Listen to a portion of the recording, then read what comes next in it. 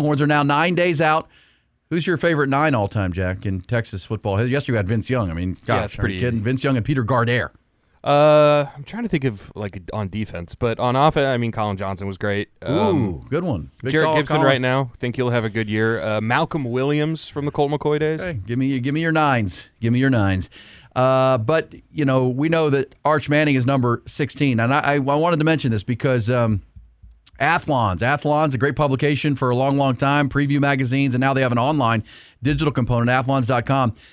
Here they go, Jack. They have ranked every expected starting quarterback in college football for the upcoming season, 1 to 136. That's a pretty arduous task for them to take on. They probably could have stopped at 20, right? But they went 1 to 136. I hate it for the bottom, but you know what? You want the bottom 5, according to Athlon's? This is the first thing I scrolled to. Of course you did. 132 is Josh Johnson of Air Force. Come on, he's running the bone in Colorado Springs. 133 is someone named Carlos Del Rio Wilson at Marshall. Marshall opens their season with Carlos Del Rio Wilson at Georgia, between the hedges, because that's the game UCLA canceled, so they had to find somebody, and they found, did you know Marshall, in addition to Carlos Del Rio Wilson, who's ranked as the 133rd quarterback, they have 56 new players. They have added 56 players through the portal this year. That's a lot. Yeah. Because they lost a lot. Number 134 in the countdown, someone named Brock, without the K. It's B-R-O-C. Brock Lowry from Western Michigan. And then, I hate it, bottom 2, he's probably getting a great education, and he's going to be worth it. But Chase Jenkins at Rice. Good for him. Yeah. Great. But unfortunately, coming in dead-ass last, a 136, is the quarterback of the Flashes of Kent State, C.J. Montez. Why would you do this? Just go to 120. Come on. C.J. Montez. You don't think he's hearing about it in up northeast Ohio? Because Kent State, 4 dead in Ohio. Bulletin board material. My parents the parents both attended Kent State University back in the day, right there about 10 miles from Akron, and not south of Cleveland. Kent State right there. That's where Nick Saban began his coaching career. Back in the day. But, C.J. Montez. Sorry. Yeah, that's mean. Okay, but as far as the top 10 best quarterbacks in college football, according to athlons.com, 5 of them, half of them are from the SEC. We've called this year the year of the quarterback in the Southeastern Conference. Which guys are going to stay healthy, which quarterbacks will perform at a highest level. If they do, their teams can have great seasons. 2 are from the Big 12, or 2 from the Big 10, 2 from the ACC, 1 from the Big 12. Number 10, Julian Sayin, Ohio State. Just announced as the starting quarterback. They have him in the top 10 already. 5-star kid out of Carlsbad, California. Number 9 on the Athlon's rankings, John Mateer, quarterback, Oklahoma. How about that? Coming in from Washington State. He's got tape from last year with the Cougars. He replaced Cam Ward and put up bigger numbers than Cam Ward did at Washington State. He's number 9. Number 8, Carson Beck, who we had with Miami at number 9. That's not a terrible ranking. He was the preseason best quarterback a year ago. Has he fallen that far? He's on a Miami team with a great O-line and good weapons, so he's 8. Number 7, Sam Levitt at Arizona State. That's the only Big 12 quarterback. That's one of the things that makes them a favorite at the Big 12. Sam Levitt, 7. Drew Aller, Penn State, 6. DJ Lagway, Florida, 5. Lenoris Sellers, Heisman, they're calling him at South Carolina. He's number 4. Garrett Nussmeier, LSU, 3. Austin's own Cade Klubnik, Clemson, 2. And that would bring us to number 1, according to athlons.com. And they say the number 1 quarterback going into 2025 is Diego Pavia. No, I'm kidding. Yeah. Arch Manning. Yes. Arch Manning is their pick. Diego Pavia did He's not. at 11. Diego is at 11. You're right about that. He's top 11. Top 11.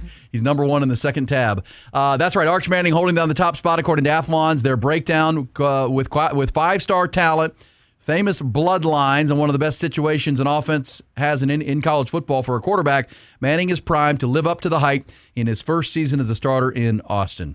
The Louisiana native waited his turn behind Quinn Ewers the last 2 years, gained valuable experience. 2 starts, 10 overall appearances. Manning's thrown for 939 yards, 9 touchdowns, 68% of his passes in 2.5 games as a starter. His mobility was also on display in limited snaps. 108 rushes. He scored 4 touchdowns. Manning has room to improve across the board, but will only get better with more playing time as he starts to scratch the surface of his potential.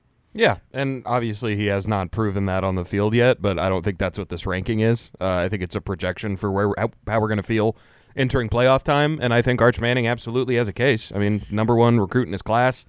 His last name is his last name, and he's shown it just enough. I mean, think about some of the throws he made. I know it was against bad competition, but that back shoulder throw he had to Jonte Cook, the bomb he had to DeAndre Moore. Who? What do you mean? Jonte Cook? Yeah, remember that throw? God, who's that guy? Yeah, I mean, Arch Manning threw him a very pretty ball against UTSA. I know. I'm just saying. Who are you talking about? And then speed, how soon we forget. That's the greatest highlight of Jonte Cook's with your guy Fran. He's at Syracuse now, Jonte Cook, if you're playing the Scrabble I'm game. rooting for him. Okay, also on the rating side, Mike Renner. I like Mike Renner a lot. Mike Renner used to be with Pro Football Focus. He used to come on our show quite a bit. Hopefully he will again. He's now the lead draft analyst at CBS Sports. And he also has got his big board out of best quarterbacks for 2025. And he also has Arch Manning at number 1. And here's why. Yeah, I would. That's how I take it. I think he's that good. It's not just the name. It is what he brings to the table. He can fly. He has real deal wheels. I've said it's like you took the last generations of Manning, you gave him a software update for the modern game, and you put some wheels on him, and you said, now you can go run, too. And now you can go make some plays outside the pocket like everyone else is doing at the quarterback position. So big arm, tight release, 2 starts, yeah. Louisiana Monroe, Mississippi State, those 2 games, he was just spectacular. And his ability to push the ball down the football field will be night and day from what Quinn Ewers was doing last year. He averaged 11.1 was his average depth of target. He wants to attack. You love to see that from a young quarterback because that's hard to coach into guys. He already wants to. Easier to reel him in than let him fly. Arch Manning, I think he's going to fly this year. All right, there's Mike Renner, and I like that. That's the you take his uncles, and he's a modern day reboot, right? He's the what your Apple phone update. He's got legs. He's got the athleticism that his uncles did not, but he has that mindset and that awareness of football, more like Archie. With that in mind, let's hear from Arch Manning. We know he was available this week. He doesn't like to say much. Again, he was asked about, one of the questions Arch was asked, and this is where this will go. This goes to his legs. I wanted to play this, Jack, because, how are you going to use your legs and the reboot, for the new generation of quarterbacks and protect your body? And then there's a couple other good questions for Arch, so we'll let this roll a little bit from the availability and hear from the Texas Signal caller, ranked number 1 in the Athlon's rankings, ranked number 1 according to Mike Renner at CBS Sports on their big board. Here is Arch when asked about running when you can, but keeping yourself healthy. Yeah, I think I just need to be smart. Obviously, those hits add up.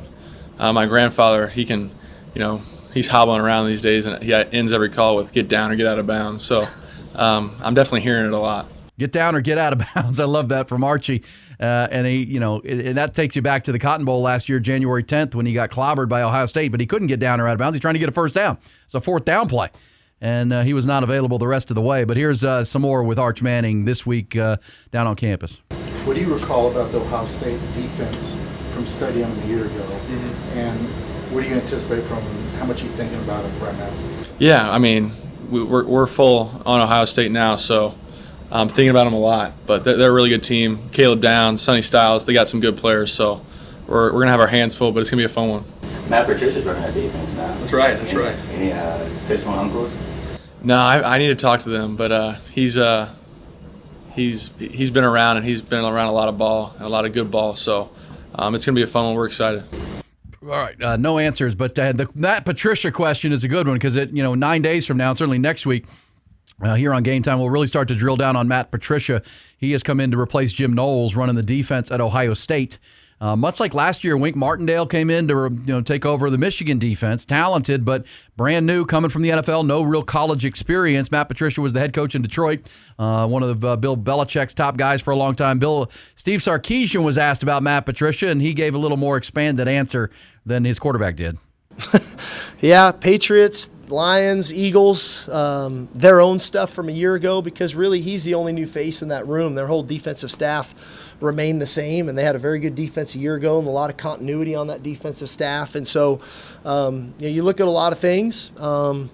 At the end of the day, it's a new coordinator, it's a new play caller, and so you're going to have to execute at a high level, and we're probably going to have to make some in-game adjustments as we go. But I've been down this road before. I think it was 2004 or 5 at USC. We were getting ready to play Hawaii and June Jones hired Jerry Glanville to be his defensive coordinator. And I was looking at Atlanta Falcons film of Deion Sanders playing man coverage. So you just look at it all, and shoot, I got enough time on my hands. That's kind of a fun thing to do. All right, so Matt Patricia trying to dig deep and figure some things out. Sark's been around it a long time. Just did it last year with Wink Martindale. Great point, though, from Sark, and I've said this. People don't say it enough. Ohio State maintained – it's not like Jim Knowles went and took all of his staff with him to Penn State. He went on his own for $4 million. The rest of the staff that helped beat Texas last January 10th, 7.5 months ago, is still there. And so what